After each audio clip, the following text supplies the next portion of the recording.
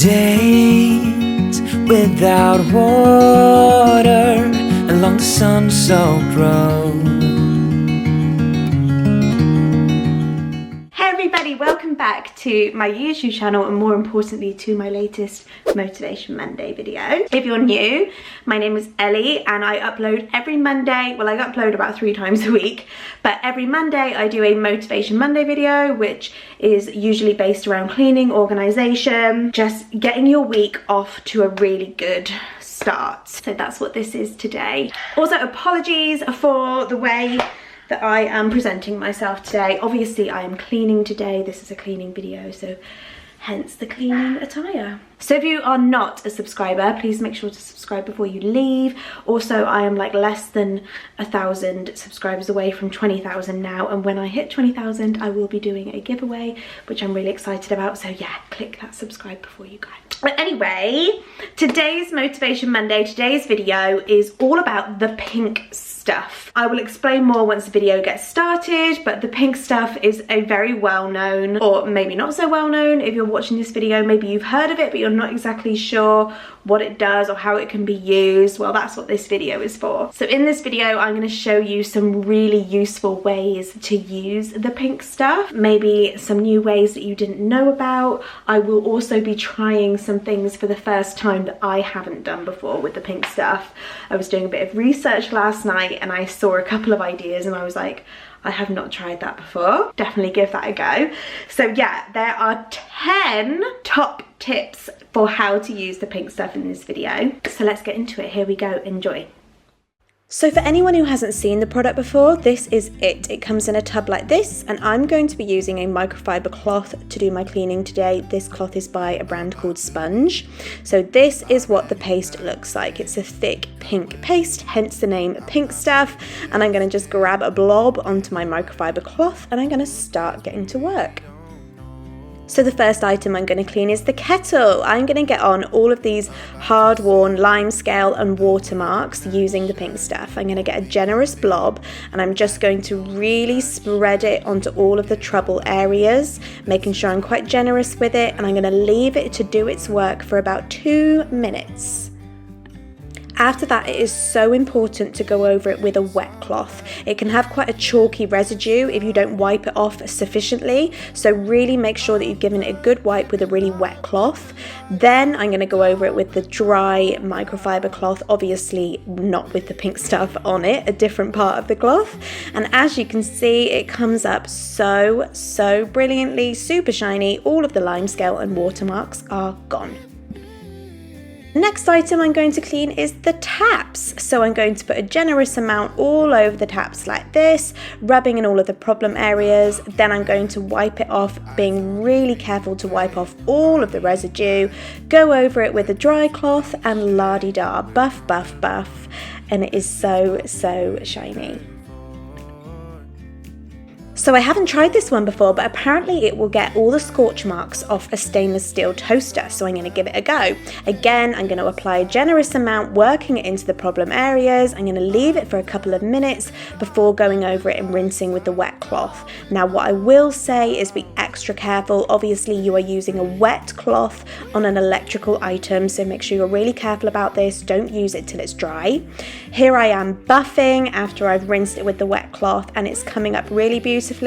All of the scorch marks, I can confirm, are completely gone.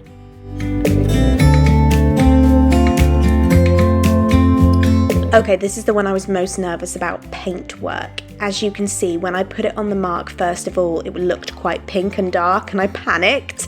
But guys, I just kept buffing and buffing with the dry cloth. I did not use a wet cloth on this one. I just continued to buff with the dry cloth and it just got better and better and better. So, and then I got less and less worried once I could see that it was really working. So just keep going. Don't panic if you think it looks dark and it's going to make a mark. Just really persevere with the buffing with a really nice clean dry cloth, and it will come up really nicely in the end. As you can see, my stain is gone. Next up is UPVC. It does actually say on the pot not to use it on UPVC, but I've seen loads of reviews, really good reviews about it, so I thought I'd give it a go. As you can see, immediately it got off all of those horrible marks on my UPVC. I went over it with my wet cloth and then buffed it with the dry, and that was the finished result. Next up is trainers. I've seen some amazing things about using pink stuff on trainers. So again, I got a blob and I worked it in to every bit of the trainer where I could see a slight mark. Then, as always, I go over it with a wet cloth to get rid of all of that chalky residue. Then I buff it with my lovely dry microfiber cloth, and guys, they came up so well. I was really happy with it. It's just what I do. So another way you can use the pink stuff is radiators. These parts of the radiators can get really rusty and marked and dirty. So I got a blob of the pink stuff and I worked it carefully into all those nooks and crannies. Then I went over it with my wet cloth and I buffed it, and I was so happy with the result. Obviously, do not do this when the radiator is on. Next up was my biggest job. This is my shower screen in my ensuite. Super marked, super watermarked and lime scaled. But I went over it with the pink stuff. It took ages because obviously it is a big area, but I really wanted this to work. So I did both sides of the shower screen, really rubbing in that pink stuff, really using a bit of elbow grease and working the pink stuff into all of those troubled marks.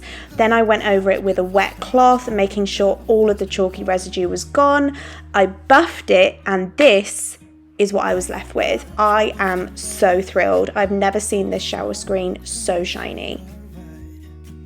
Also in the shower, I worked it on the plug hole.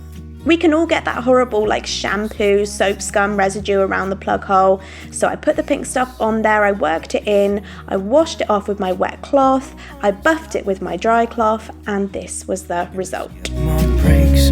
Now the final one I'm going to show you is grout. Now my grout is actually not too bad because I'm in a new house, but there was a bit of mold down here in the bottom of the shower. So what I'm going to do is I'm going to do it differently, and I'm going to use a toothbrush. Using a toothbrush with the pink stuff on niggly bits like this works a dream.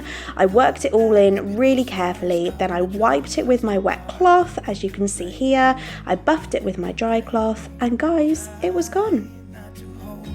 There you go, that was my top 10 ways to use the pink stuff video, also my latest Motivation Monday video. I hope you enjoyed it. If you have any other really clever ways to use the pink stuff, comment below, let us know, we'd love to hear it. I hope you enjoyed it. Don't forget to subscribe if you're new, stick around to see lots of similar videos and lots of different ones as well. Bit of everything over here, guys. So yeah, I'm gonna go and put my feet up now because the house is feeling nice and clean, ready for the week ahead.